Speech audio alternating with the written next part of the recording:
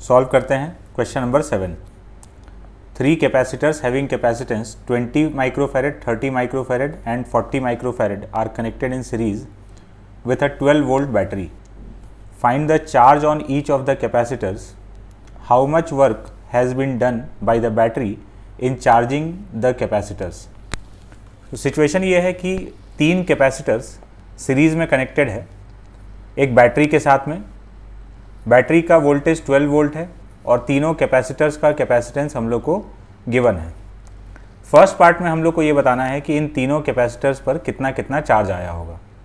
Series combination में है तो सबका चार्ज सेम है, तो हम लोग पहले इक्विवेलेंट कैपेसिटेंस निकाल लेते हैं, वहाँ से चार्ज आ जाएगा।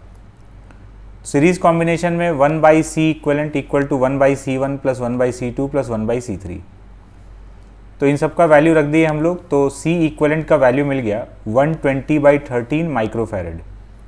तो charge is equal to Q equal to C equivalent into V। C equivalent ये रहा V, 110 माइक्रोकूलम चार्ज आ गया।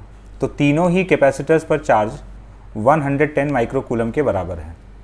फिर हम लोग से पूछा गया सेकेंड पार्ट कि इस प्रोसेस में बैटरी ने कितना वर्क किया। तो वर्क डन बाय बैटरी जो होता है उसका फॉर्मूला होता है charge supplied by battery into voltage of the battery. तो यहाँ पर अगर हम लोग डायग्राम देखें तो बैटरी के पॉजिटिव टर्मिनल से जो प्लेट कनेक्टेड है ये वाला, इस पर चार्ज आया Q। इसका मतलब बैटरी ने Q चार्ज सप्लाई किया है। तो work done by battery is Q into V। और ये प्लस भी हो सकता है माइनस भी हो सकता है, डिपेंड करता है कि बैटरी के पॉजिटिव टर्मिनल से चार्ज निकला है या फिर बैटरी के पॉजिटिव टर्मिनल में चार्ज गया है।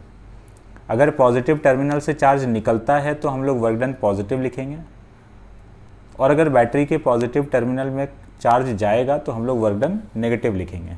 तो इस केस में बैटरी के पॉजिटिव टर्मिनल से चार्ज निकला है, मतलब बैटरी ने एक्सटर्नल सर्किट को एनर्जी सप्लाई किया है। So this is work done by battery. इसमें Q और V का वैल्यू पुट कर देंगे तो हम लोग को न्यूमेरिकल आंसर मिल जाएगा।